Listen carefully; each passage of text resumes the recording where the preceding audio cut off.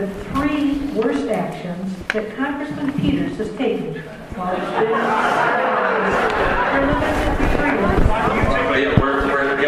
Okay, we separate the ratings. All right. Paul and I agree on this. We've just made a side deal, and you all know why. I'll take 3, he'll take 3, and we're all limited to 3 minutes, right? So, okay. Well, here we go.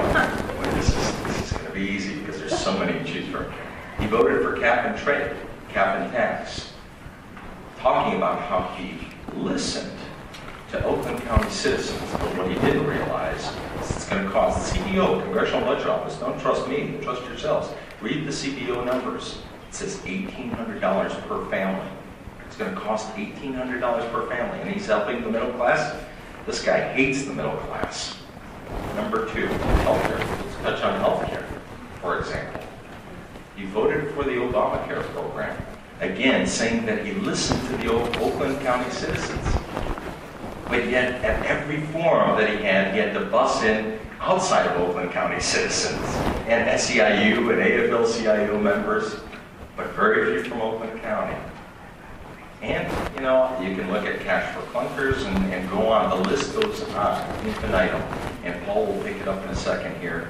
But Gary Peters is wrong for Oakland County. He's wrong for our country. And more importantly, he's not abiding by the Constitution that he stood up, raised his right hand, and took an oath to protect. Gary Peters is not doing that. And he is, by the way, look at the money that he's raised. He's raised that money from predominantly outside the district, and predominantly from unions, and predominantly from the SEIU, AFL-CIO, from Washington, D.C., have fundraisers. So look where someone raises their money, and that's where you'll see their support. I don't see too much support for Gary Peters from Oakland County.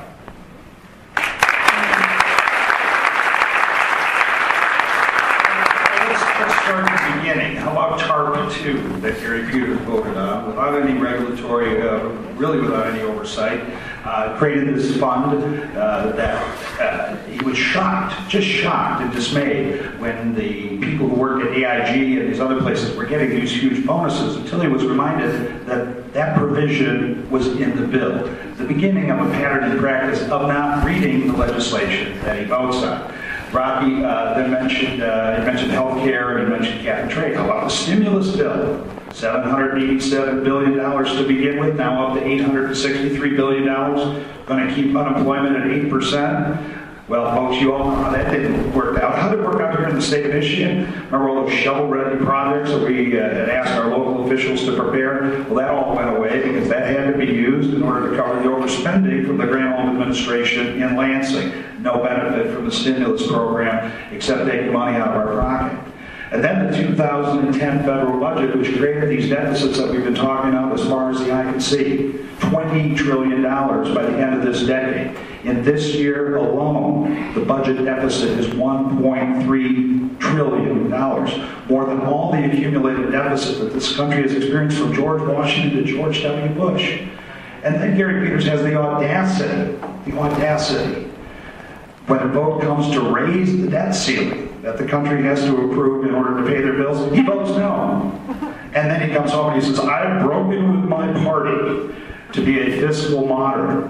Nothing could be further from the truth, ladies and gentlemen. I think the thing that angers me as much as anything else, and we try to keep a good perspective, but what does bother me is when Gary Peters tells us this stuff, tells us he's undecided on health care, that he's a fiscal moderate, only to find that he votes with Nancy Pelosi 96% of the time on this stuff. And he expects us to believe it.